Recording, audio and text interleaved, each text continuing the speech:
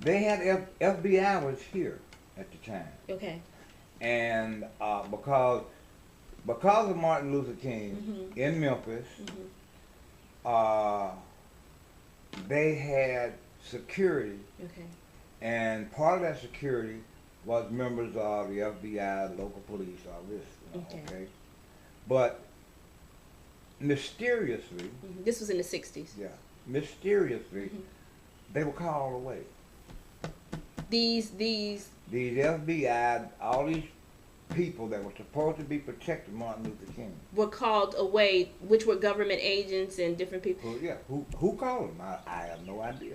Okay, so basically, you're saying that it might have been set up by them to have It him could killed, have been. but we don't know for That's sure. right. Some people said it was Jesse Jackson involvement because they asked Jesse Jackson in front of Martin Luther King. I saw some footage of it. I don't know if it's true or not. I don't know if it's been edited, but they said they asked Jesse Jackson, "Is this your man?" or something like that. "Is this who are you with them?" And he was like, "Oh no," or something like that, or something to that effect. And that's when they shot him. A shot came or something like that. I don't know how true that is.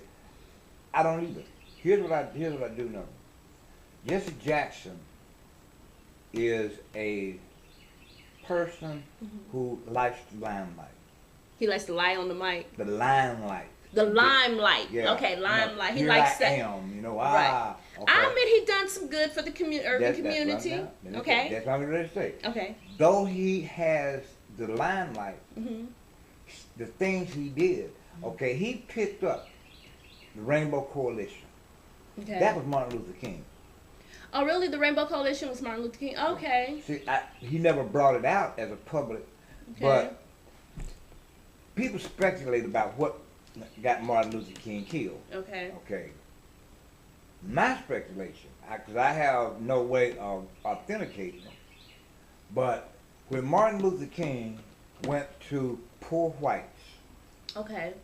and involved them in the movement, right? Okay. Now, people that are up here Okay. looking down, Upper class. people with the bucks, the people who The rich pull people. the strings, Pull the strings, yeah, right. they see this mild-mannered but public figure that is capturing Okay. the imagination Okay. of the country. Okay. You know, when it was just blacks, they could deal with it. But when you start to combine, even today, Okay. if you take the African American community, Okay. combine them with the poor whites, Are you talking about the low class, I'm the talking poor about class of African Americans and combine them with the poor class of whites, white. Caucasians? And it doesn't have to be poor class for blacks, because our cause is partly racial. Okay. So we can involve people from the upper class and stuff like that. That's what killed the Black Panthers. Okay, what We killed the didn't Black have- Panthers? Huh? What killed the Black Panthers? The non-involvement of upper class African Now, Americans. I did do some study on the Black Panthers. Now, Right. I knew that someone took something positive of the Black Panthers and turned it into something evil and used that symbol to symbolize something evil that made people think that Black Panthers were something evil as well. J. Edgar Hoover Okay. started what's called a misinformation campaign Misinformation campaign. against the Black Panthers. He hated Martin Luther King. Okay. He said it one time. I learned that in Black Arts Movement. Bam, yeah. He said Martin Luther King was the most dangerous black man in America. Right. I did He hear called about him. that. He said he called him a communist, but he said I can't prove that. Right. Okay. Now, the same thing he did with the Black Panthers. But his campaign didn't hurt as much as the people in the black community Okay. that fell for his misinformation, Right. and they turned on the Panthers.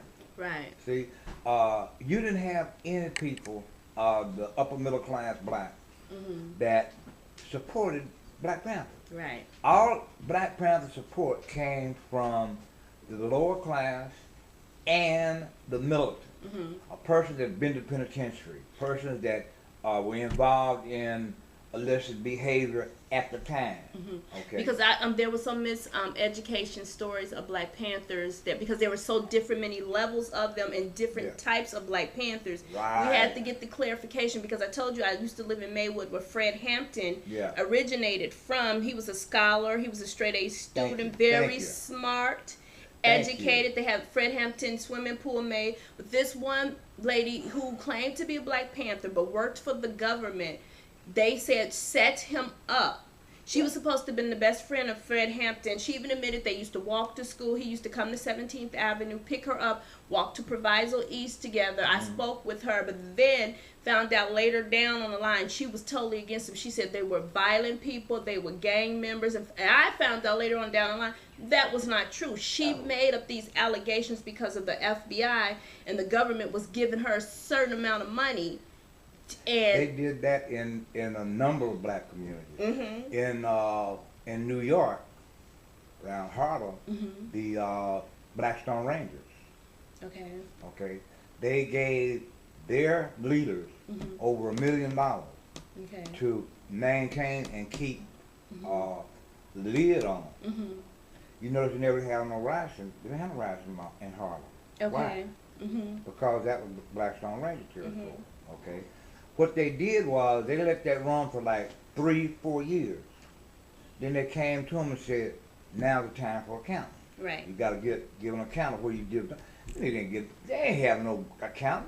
They bought cars and guns and all kinds of stuff.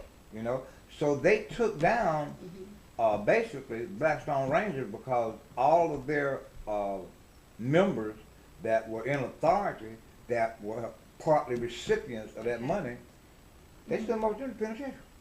Okay. You know, they tried that with the Black Panthers. Okay. Because Huey P. Newton and a few other members in Sacramento over in New York. I mean up in Okay, I read about that too. Yeah. They went every place the Panthers went, they went on. But see, he was running a different type of Black Panther. Now, I don't know, this is what they showed that he was selling drugs. He got to the point of doing drugs or selling drugs. So the government lied then. Yeah. Okay. Okay. When after things got real violent toward the Black Panthers, okay, Huey P. turned to drugs. So he started. What he was using, he was not selling. Okay. See, one of the what would I say, pillars of the Black Panthers was you can use, but if you're on Panther business, you have no drugs, no paraphernalia, and you do not associate in uniform. You do not associate with people who are like that. Exactly. Those are like the 10 points. Yes. Yes. Thank you. That's what. So for them to say that Huey was selling drugs, when did he do it? See, show me someplace where you have a film of him buying or selling drugs, because all the rest is bull. J. Edgar Hoover put out all kinds of lies about the Panthers. Okay. Huey, as a matter of fact, Huey P. Newton died. Okay, well, he wasn't killed. He died. No, he died. That's what I'm saying. He died behind a drug deal. He was in the drug area. They don't know where he's buying drugs or not, but he was in a drug area when he got shot. Who shot him? Still to this day, nobody knows? Nobody knows, you know. Oh, wow. So they say that it was about a drug deal went bad. I don't think so. I think he was set up because the Oakland police are some low down, dirty people. But that's everywhere, though. Yeah. That's everywhere. It doesn't matter. But see, Oakland is I don't know how to put it, but within Oakland, you have some of the most affluent blacks in California. It's Northern California. Southern California has a lot of money, but it's all in a circle, which is the actors, the rappers, and people like that. The normal people are struggling because the rents, the houses. I used to sell. I was a mortgage sales representative for a mortgage banking company. Okay. They taught me how to use money. Okay. Okay, because these people, the average African American looks at money as what can I buy. Right. Okay, the average money handling Caucasian look, who can I buy? Okay. See? Therefore, he uses his money as a brokering tool for power. The Caucasians. The Caucasians. Okay. See, I watched it. I got on for the first time. I'm on the inside. Okay. Okay. And I looked at what they do. So the average African American spends money, but the average white Americans uses money in a way to make money. Yeah, yeah. Here's what they say. Anytime my money is standing still, I'm losing money. It's not I'm not making money. I'm losing money. Money is supposed to work. Oh, okay. Money's supposed to work. That's the reason why there are very few African Americans that deal with the stock market.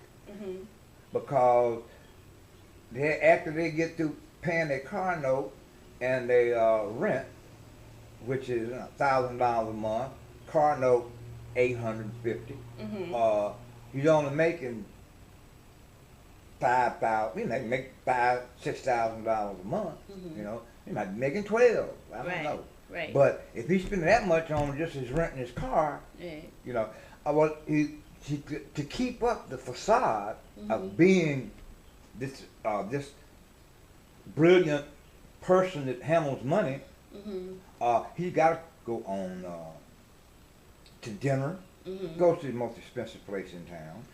They get the most expensive wine.